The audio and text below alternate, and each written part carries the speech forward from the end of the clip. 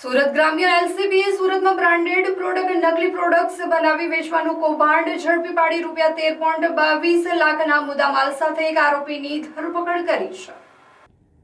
સુરત ગ્રામ્ય પોલીસ અધિક્ષક રાજેશ ગઢિયા અને પોલીસ મહાનિરીક્ષક પ્રેમવીરસિંહના માર્ગદર્શન હેઠળ જિલ્લાના ઇન્ડસ્ટ્રીયલ એરિયામાં ચાલતી ગેરકાયદેસર અને ડુપ્લિકેશનની પ્રવૃત્તિઓ શોધી કાઢવા ખાસ ઝુંબેશ હાથ ધરવામાં આવી હતી।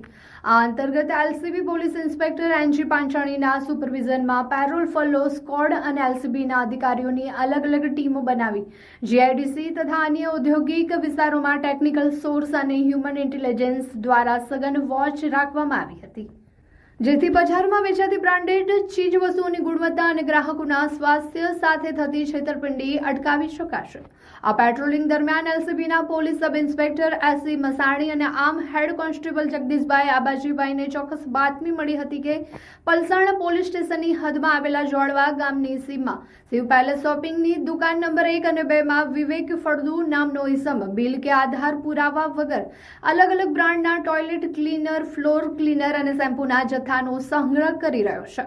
બાતમીના આધારે એલસીબીની ટીમે જોડવા ગામે આવેલી દુકાનોમાં દરોડા પાડતા ત્યાંથી હિન્દુસ્તાન લીવર, રેકેટ, બેન્કીસર અને ઇમામી લિમિટેડ જેવી નામાંકિત કંપનીઓના નામે બનાવેલો શંકાસ્પદ નકલી ક્લીનર અને શેમ્પૂનો મોટો જથ્થો મળી આવ્યો હતો।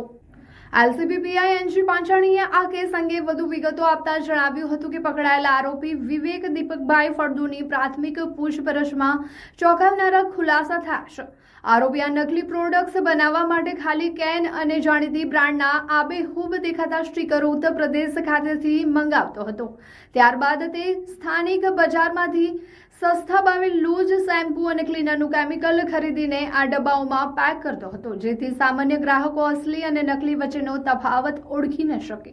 પીઆઈ એનજી પાંચાણીએ આ બાબતનો ઉલ્લેખ કર્યો હતો કે આરોપી આ નકલી માલની સપ્લાય સામાન્ય દુકાનોમાં કરવાના બદલે પકડાઈ જવાની બીકે જુદા જુદા ઓનલાઈન પ્લેટફોર્મના માધ્યમથી ગ્રાહકોને વેચતો હતો।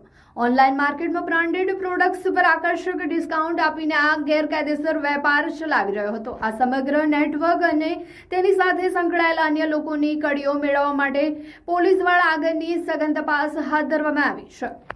આ દરોડા દરમિયાન પોલીસે 32 વર્ષીય આરોપી વિવેક દીપકભાઈ ફળદુ રહેઠાણ કામરેજ મૂળ કાલાવાડ જામનગરની ધરપકડ કરી છે।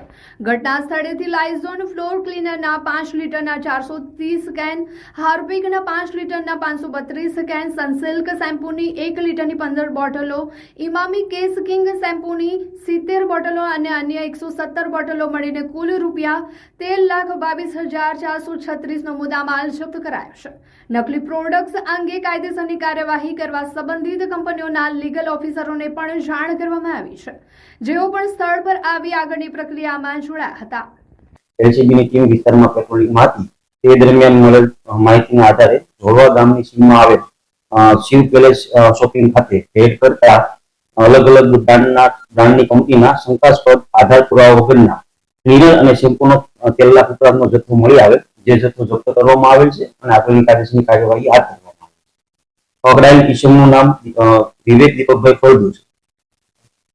પ્રાથમિક પૂછપરછ અનુસાર આ જે ડબ્બા અને સ્ટીકર જે યુપી ખાતેથી મંગાવવામાં આવતા હતા અને અહીંયા લોકલ માર્કેટમાંથી લૂઝ શેમ્પૂ ખરીદી અને એમાં ભરવામાં આવતું। પકડાયેલ કિશનની પ્રાથમિક પૂછપરછ કરતા જાણવા મળેલ છે કે આનું વેચાણ ઓનલાઈન અલગ અલગ પ્લેટફોર્મ પર કરવામાં આવતું, તે અલગ અલગ કંપનીના અધિકારી વ્યક્તિને જાણ કરવામાં આવેલ છે, જે આગળની વધુ કાર્યવાહી હાથ ધરવામાં